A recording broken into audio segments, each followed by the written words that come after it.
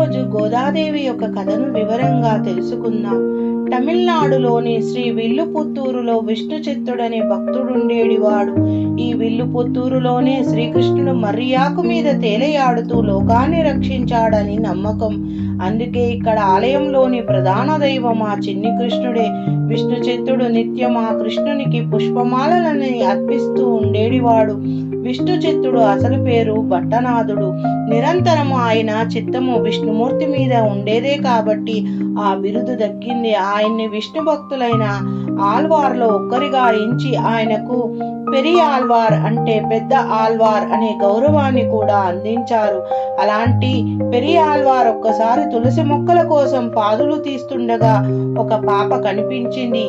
ఆమెనే సాక్షాత్ భగవంతుని ప్రసాదంగా భావించి ఆమెని పెంచుకోసాగాడు విష్ణు చిత్తుడు.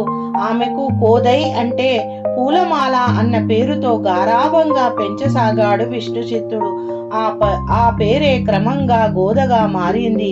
గోదాదేవి చిన్నప్పటి నుంచి కృష్ణుడి లీలలను ఆడుతూ పాడుతూ పెరిగింది. యుక్త వయసు వచ్చేసరికి ఆ భక్తి కాస్త ప్రేమగా మారిపోయింది. కళ్ళు మూసినా తెరచినా ఆ నల్లవాని వాడే కనిపించసాగాడు. తన చుట్టూ ఉన్న స్నేహితురాలంతా ఒక్కటి గోపికలని, తానుండే విల్లుపుత్తూరు ఒకనాటి గోకులమని భావించసాగింది. అంతేకాదు, తన తండ్రి విష్ణు చిత్తుడు రోజు భగవంతుని కోసం రూపొందించే మాలలను ముందే తాను ధరించి తనలో ఆ కృష్ణుని చూసుకుని మురిసిపోయేది. ఈ దృశ్యం ఒకరోజు విష్ణు చిత్తుని కంట పడనే పడింది. తన కూతురు చేసిన పని వల్ల ఇన్నాళ్ళు ఆ దేవదేవుని పట్ల అపచారం జరిగిందని బాధపడ్డాడు. కాని ఆ రోజు కృష్ణుడు తనకి కలలో కనిపించి గోదాదేవి సాక్షాత్తు భూదేవి అవతారమేనని, ఆమె వేసుకున్న మాలల్ని ధరించడం వల్ల తనకు అపచారం కాదు కదా, ఆనందం కలుగుతుందని తెలియచేశాడు. ఇలాంటి సంఘటనలన్నీ గోదా మనసులో కృష్ణ ప్రేమను మరింతగా పెంచాయి. తనకు పెళ్ళంటూ జరిగితే ఆయనతోనే జరగాలని అనుకుంది. అందుకోసం ఒకప్పుడు గోపికలు చేసిన కాత్యాయని వ్రతాన్ని మొదలుపెట్టింది. ఈ వ్రతం చేయాలంటే ఆహారానికి, అలంకారానికి సంబంధించిన చాలా కఠినమైన నియమాలను పాటించాల్సి ఉంటుంది. అలా గోదాదేవి తాను వ్రతాన్ని పాటించడమే కాకుండా తాను చెలికత్తల్ని కూడా ప్రోత్సహించింది.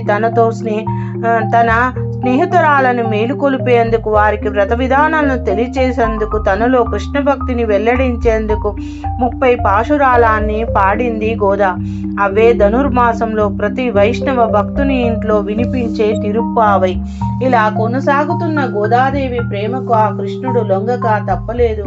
దాంతో ఆయన విష్ణు చిత్తునికి కనిపించి గోదాదేవిని శ్రీరంగానికి తీసుకురమ్మని, అక్కడ రంగనాథునిగా వెలసిన తాను గోదాదేవిని వివాహం చేసుకుంటానని చెప్పాడు. శ్రీరంగంలోని ఆలయ అర్చకులు కూడా ఈ విషయాన్ని తెలియచేశాడు. కృష్ణుని ఆదేశాలను విని విష్ణు చిత్తుని సంతోషానికి అవధులు లేకుండా పోయాయి. వెంటనే గోదాదేవిని విల్లుపుత్తూరులోని ప్రజలు తీసుకుని శ్రీరంగానికి బయలుదేరారు. అక్కడ వారి రాక గురించి ముందే తెలిసిన అర్చకులు వారిని ఆలయంలోకి తీసుకువెళ్లారు. పెళ్లి కూతురుగా గర్భగుడిలోకి ప్రవేశించిన గోదాదేవి అందరూ చూస్తుండగా ఆ రంగనాథులో ఐక్యమైపోయింది.